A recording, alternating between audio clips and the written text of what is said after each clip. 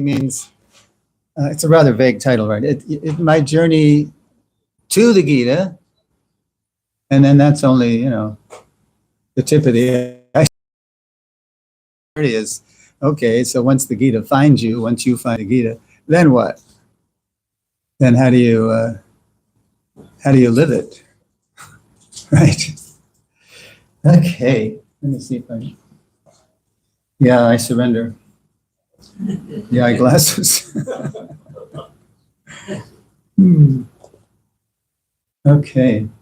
My first contact with the Gita actually was through a philosophy of religion course at the University of Connecticut. I went to UConn in the 60s. Dropped out 3 times because I was so disappointed. This is like high school. What is this? Nobody knows anything. So anyway, yeah, this teacher, he was teaching basically a survey course on, Eastern religions. So there was Shintoism and Taoism and Buddhism and Hinduism. And we spent all of 1 week on the Gita. And all I remember, even then after the course, what to speak of, what is that, 58 years later, is in 1966, is three words. Krishna, hey, that's all you got to remember, right? Krishna, Arjuna, and Karma. And the textbook for this course was written by Dr. Radhakrishnan, Dr. Sarvapalli Radhakrishnan, and he had a collaborator, another scholar, I forget his first name. But it was basically impersonal philosophy of Vedanta. And and the most confused person in the class was the teacher because he had read more than we had. Right? In Vedic literature without a guru. You got to have a guide. So, when you come to the Upanishads, and you, like Shriyas Upanishad, Tade Jati, the Supreme Lord walks, Tanai Jati, and does not walk, right? Well, which one is it, right? Tadure, he's very far away. Tadvantike, and he's very near as well. Tadanta Saravasya, I forget it now. Is it Tadantarasya Saravasya, Tadu Sarvasyasya Bhayataha. He is within everything. And again, he is outside of everything. Oh, come on. Give me a freaking break, will you, teach? So anyway, you didn't dare ask him a question. Because when he would try to answer, he would just dissolve into giggles, like, which was actually honest. That was the most honest part of his class, because actually Krishna does have inconceivable potencies. So without having access to Krishna through his devotees, his guru guides, the guru guides that he sends, there's no way we can understand him. Okay, that was my first contact. Yeah. Meanwhile, I was actually getting more out of, in the 1960s, our Pied Pipers were the Beatles. And they were looking to the East for truth. And, especially George. And, oh, by the way, mark this on your calendar. Sunday, November 17th, we're going to revive the George Tributes. Concert, benefit concert.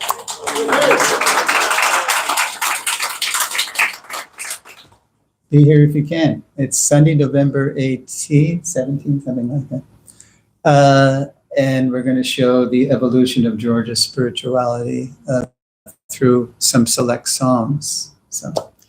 So anyway, George first his contact with Ravi Shankar, and then the Maharishi, and finally, he got Prabhupada's darshan at John's estate in 69. So I didn't know any of this stuff. I was just listening to their music, but I was becoming, I was being drawn to the East, and then finally to Srila Prabhupada's lotus feet through George's music.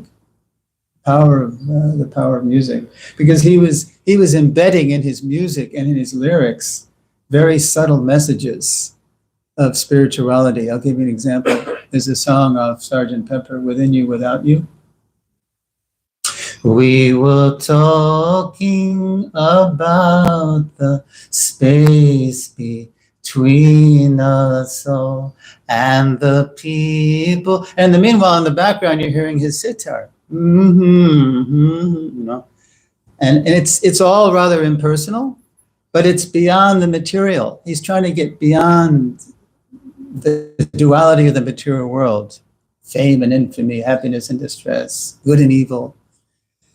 So finally, he has Prabhupada's darshan, and Prabhupada, of course, is the author of Gita as it is. I just showed Sandamani a picture of the edition of Gita as it is that brought me in. It's hard to say. Okay, it's a purple Gita. Purple Gita, published by Collier Macmillan in the fall of '68. And the publishers were so afraid that it wouldn't sell that they insisted Prabhupada cut the manuscript down by 2/3 to 1/3 the size. But still enough of the potency shown through that it enlightened me. I'll tell you a little about that in a minute. Okay. Meanwhile, I was dropping in and out of Yukon, and every time I drop out, of course, in the 60s, the U.S. Army wanted me to go to Vietnam. So I'd always drop back in just when they were about to snatch me. And so finally I dropped out for the third time in '69, December. And by then, Prabhupada had given his darshan to John and George. And so, and then my number came up in the draft lottery in April '70. My mother wrote me a letter. I was in Florida. I was looking for the truth. By reading the dictionary, reading Hermann Hesse, and experimenting with some hallucinogenic substances, not getting very far. And so my mother writes me, she goes, "Hey, Dickie, your number came up in the draft lottery. So what are you going to do? The Army wants you, because you're not in school now." Because when I dropped out for the third time, I made a promise to myself. Okay, don't worry what happens to you. You know somebody up there likes you. Somebody's watching out for you. Just find the truth, and you'll be fine. At the same time, I was practical. So what did I do? I hitchhiked from Fort Lauderdale, Florida to Toronto, Canada.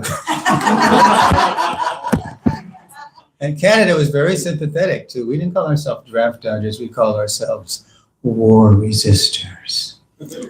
Right? And what did I find in Toronto, Canada? 10,000 people, 10,000 young men, just like me. There was no draft for ladies then. I don't think there is, still isn't a draft for ladies. Right? Yeah. So, anyway, long story short, that's where I met the devotees, in Toronto. There was a center there, and there was a little house painted kind of hippie lavender and yellow, and looked like something out of Sgt. Pepper. So, but as soon as I walked in the building, and the reason I went there is because my roommate, some guy from Minnesota, he was a draft dodger too. He said, "I know where we can eat today." That was the big task every day. Where are we going to eat? Because we didn't have any money. We're starving. We're just refugees. So I know it's Sunday. The Krishnas have a feast, a free feast, which is coming. Don't worry. Free feast, so we can go to this. So I said, I don't know what you're talking about, but if it's free, for sure, yeah, I'll go. But as soon as I walked in that building, wow, everything was familiar. It was wild. And this is right in the Gita. It talks about that. Let's see, 643. Atava Bhavanaiti. I did memorize the Gita when I was a brahmachari, but most of the verses I don't use, and if you don't use it, you lose it. But this one, Yeah. This is especially true of George. Krishna says, is it Attama? Oh, Tatratam. Tatratam Buddhisang Yogam Labate Parvadehikam Yatate Chatato Bhuya. Bhuya Samsidho Kurunandana. On taking such a birth, he revives the divine consciousness of his previous life, and he again tries to make further progress in order to achieve complete success, O son of Kuru. Well, this is the one I actually meant to. Purvabhyasena tenaiva hriyate hyavashopi sajigyasorapi yogasya shabda brahma tivartate. By virtue of the divine consciousness of his previous life, he automatically becomes attracted to the yogic principles, even without seeking them. Such an inquisitive transcendentalist stands always above the ritualistic principles of the scriptures. So when I walked into that house, everything, I felt like I was home. I didn't know anybody there, but Prabhupada's picture was familiar. I don't know how, and Lord Chaitanya's picture, long tresses, dancing on the road in Navadvip as a household. And the lecture was impressive. But then when they started chanting, I knew that. I know this. It struck a primeval chord. And nobody had to teach me the mantra. As soon as they struck up I knew the mantra. I knew that. So, and then, of course, the closer was the feast. That's the knockout punch.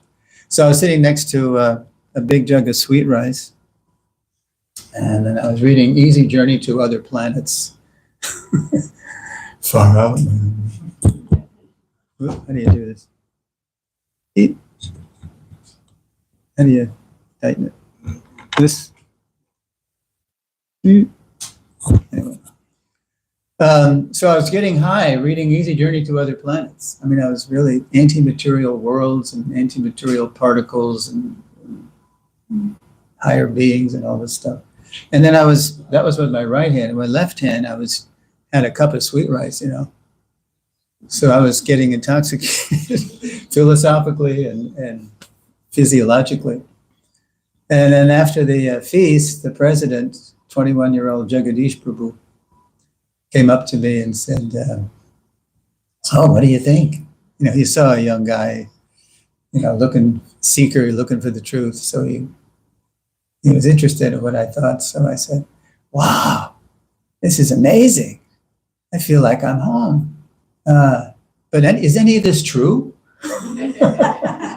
He said, "You are ready for the Bhagavad Gita." So he gave me this purple Collier Macmillan edition Gita, butchered, wrong purports to verses. But again, enough of the potency shone through that I just went back to the room that I was in and I just read it for 3 days. I just read it straight and wow, finally, spirituality and science, a perfect union of something scientific and something spiritual. Because as Prabhupada always told us, religion without philosophy is just sentiment, and it can turn into fanaticism. And philosophy without religion, it's just mental speculation. So I was tired of all this mental speculation, from college. And of course, I had rejected sentimental religion long ago. You're looking at a recovering Episcopalian. And I dropped the cross once in church. I was leading the processional hymn, and I hadn't eaten anything that morning. So I was holding the cross during the end, and then I fainted, like something out of a funny movie. And I fainted, and I woke up as the cross was falling on the first row of pews where these old ladies were going, "Ah!"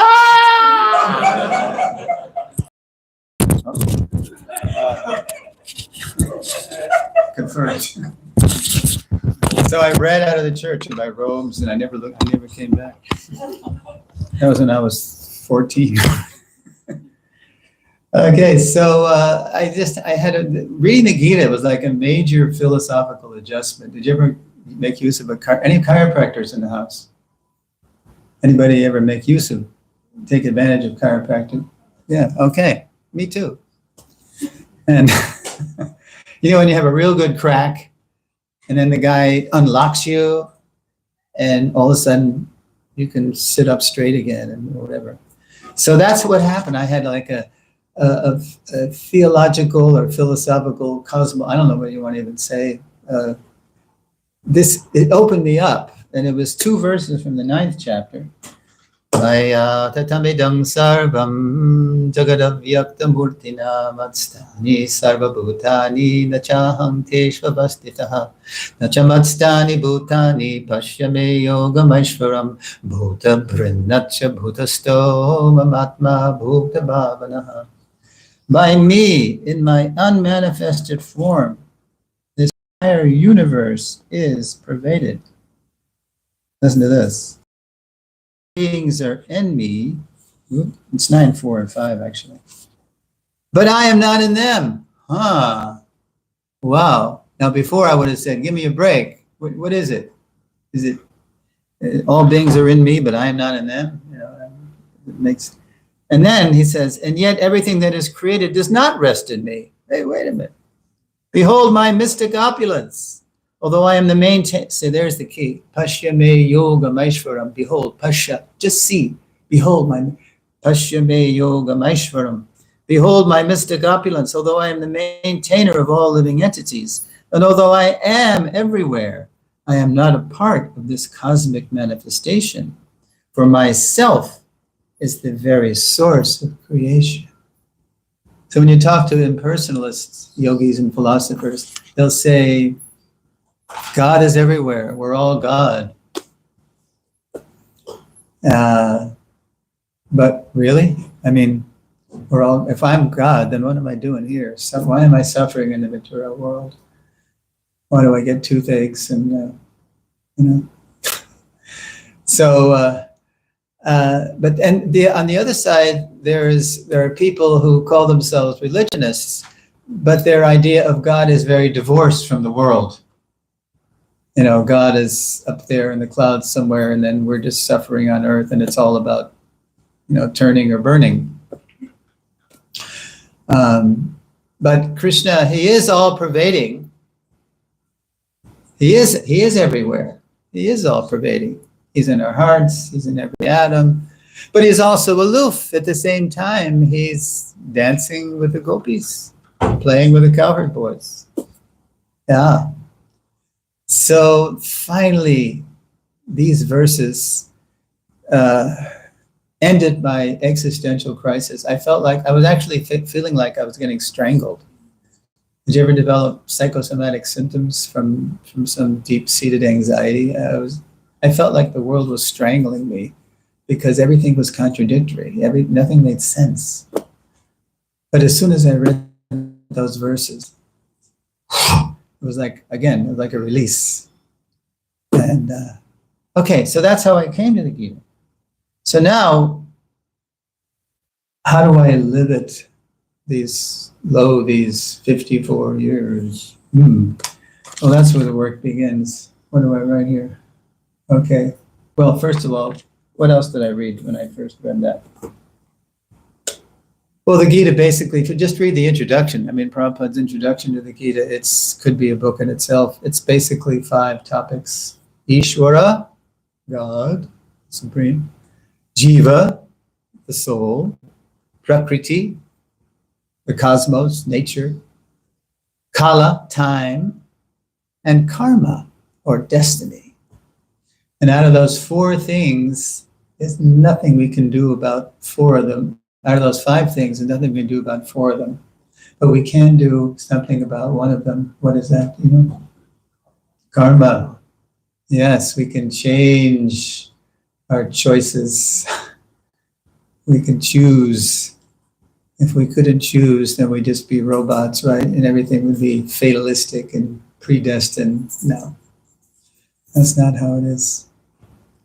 So I made up my mind after reading the Gita. Okay, I'm not going to join Uncle Scam's army. I'm going to join Prabhupada's army. Yeah. And because I didn't really, even though Canada's, you been to Canada? Anybody been to Canada? I mean, it's just like, it's pretty similar to America, except for Quebec. It's a little different in Quebec. Quebec, Quebecois!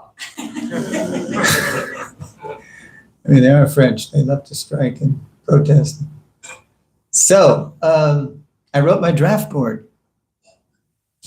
There was a thing called draft boards. Every town, I grew up in Stamford, Connecticut. So I wrote my draft board.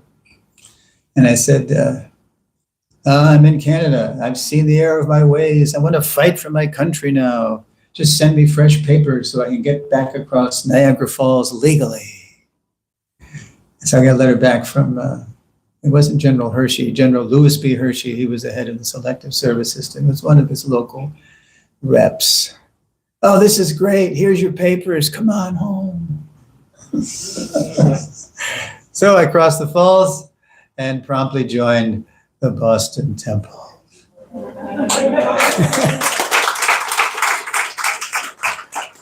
But I grew up in Stamford, Connecticut, which is only 35 miles from New York City. I never liked New York, even though I was born there. And I knew Boston because I went to UConn and we'd go party in Boston on the weekends. So I knew Boston better than New York. So I joined the Boston Temple and anybody know Boston? Anybody in Boston? Boston people? Yeah. You know the Allston, Brighton section of Boston? Not very. I'm from the suburbs. Oh, okay. Where part? What? I was born in Framingham. Framingham, yeah. I joined with this guy from Framingham, Steve Babcock, who became Srinath. Okay, so I just hitchhiked. That's how we got around in those days. We just hitchhiked everywhere. And they took me right to the Boston Temple. And I knew that I was in the right place because as soon as I walked onto the grounds, the right toe of my Jack Purcell Converse All-Star sneakers, my toe went right through the bottom of the sneakers. I was done. I was materially exhausted. I reached the end of the line. I could no longer, I didn't have any money or, and now a big toe through the sneakers. And so they said, what did they say? They said, well, we don't just let people move in. I had my backpack and I had my American Heritage Dictionary of the English language. I had my Urban Hesse. No more, stuff, but I had those things. So why don't you go, here's Steve Babcock. He just lives nearby. He's coming every day. And why don't you just stay with Steve? And Steve said, yeah, sure. So it was a, hippie pad. And then I joined. And then I wrote my draft board. I've told the stories. I wrote my draft board. There was some kind of sense of invincibility now. Now I'm a Krishna devotee and nothing can harm me, which is true, consciousness wise, but you don't play with fire. But anyway, I wrote them and I said, I am in the Hare Krishna temple in Boston and we follow 4 regulative principles. No intoxication, no illicit sex, no meat eating, and no gambling. They didn't know what to make of me. I mean, that's what everybody lives for, right? Materialistic society. So they just started reclassifying me. And, 1A meant you were eligible. I had been 1A and then I was able, I had shown up, right? I had gotten the papers and then I didn't go. So they said, okay, we don't really, give us some time to figure out what we're going to do with you. Now, some devotees, when they joined the movement, they had to perform, they became conscientious, they were classified as conscientious objectors, which means they had to do alternative service, maybe in a hospital or something, which is okay. And some had to go to jail, it all depending on the whims of the local board. Some had to go to Vietnam anyway, and die for nothing. And then there was people like me that they didn't know what to do with. They just kept sending me new classifications. And finally, after sending me a few different letters, they sent me a letter and it said, the classification was 4HC. I go, what is that? It wasn't a 4F, it was a 4HC. So I read the fine print, and it was, I mean, in effect, what the fine print said is, "You're too weird.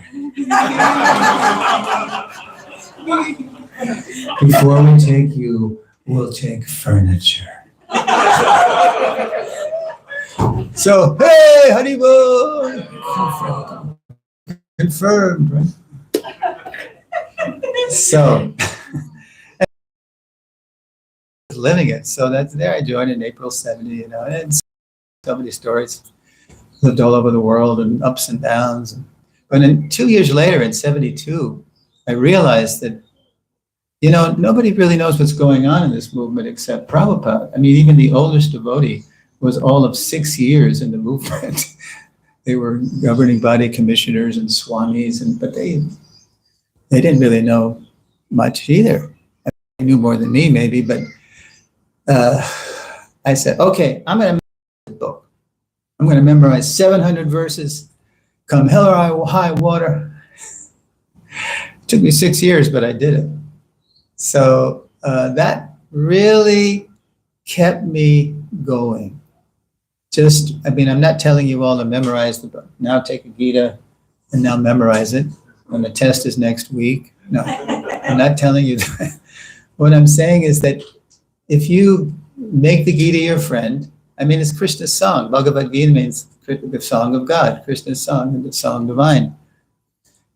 Whatever situation you're in your life, whatever befalls you, or whatever good comes into your life, you'll neither be carried away by your good karma, or you won't be overwhelmed by your bad karma. You will see them all as imposters, as Rudyard Kipling once wrote in his poem called If. Yeah. So you'll see that actually you're just getting some token of your karma, and the real thing is to become attached to Krishna. There's some lesson, there's some message, and whatever happens to us, whether it's good, apparently good, or externally bad, there's some deeper message, and that's where the fun begins. Yeah.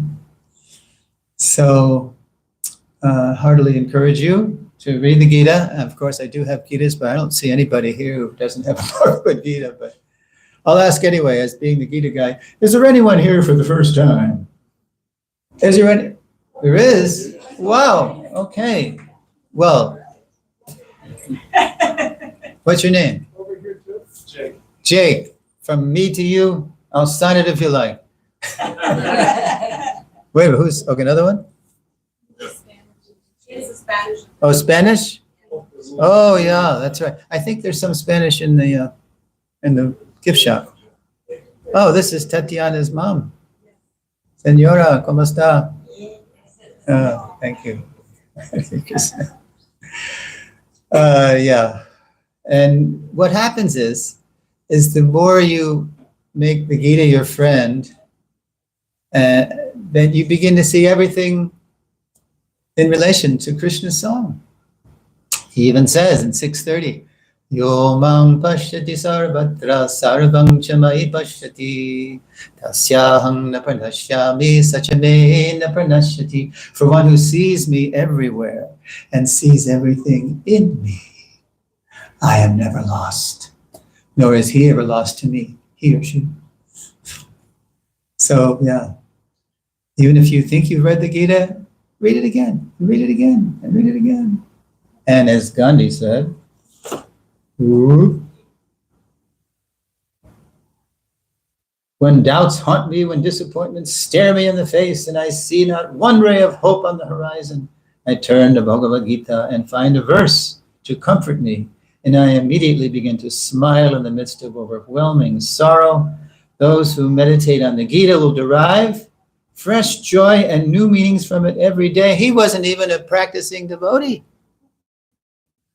He didn't even believe Krishna was a real person, and he got out of it. I mean, can you imagine if you're actually, reading it as a Prabhupada's mercy in what we call parampara, and you get really connected. Yeah. So it's so nice to be back talking again to y'all. And when I come back from Europe, I'll have more stories to share. Srila Prabhupada ki jai.